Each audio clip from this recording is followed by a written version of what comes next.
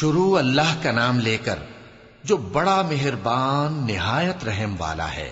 فجر کی قسم اور 10 راتوں کی اور جفت اور طاق کی اور رات کی جب رخصت ہونے لگے، اور بے شک یہ چیزیں عقل مندوں کے نزدیک قسم کھانے کے لائق ہیں، اس بات پر کہ کافروں کو ضرور عذاب ہوگا۔ کیا تم نے نہیں دیکھا کہ تمہارے پروردگار نے قوم عاد کے ساتھ کیا کیا، جو ارم کہلاتے تھے، دراز قد مانند ستونوں کے، کہ تمام ملک میں ایسے پیدا نہیں ہوئے تھے؟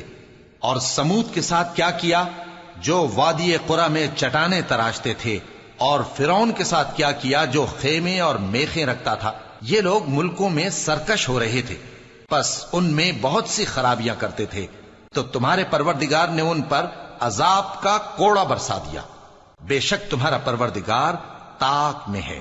مگر انسان عجیب مخلوق ہے کہ جب اس کا پروردگار اس کو آزماتا ہے کہ اسے عزت دیتا اور نعمت بخشتا ہے تو کہتا ہے کہ میرے پروردگار نے مجھے عزت بخشی، اور جب دوسری طرح آزماتا ہے کہ اس پر روزی تنگ کر دیتا ہے تو کہتا ہے کہ میرے پروردگار نے مجھے ذلیل کیا۔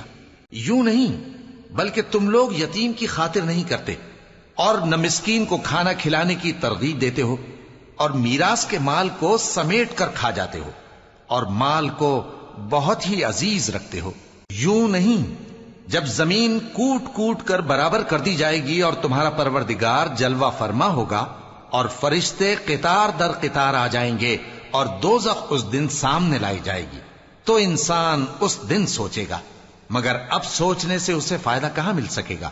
کہے گا کاش میں نے اپنی اس زندگی کے لیے کچھ آگے بھیجا ہوتا، تو اس دن نہ کوئی اللہ کے عذاب کی طرح کا عذاب دے گا اور نہ کوئی اس کے جکڑنے کی طرح جکڑے گا۔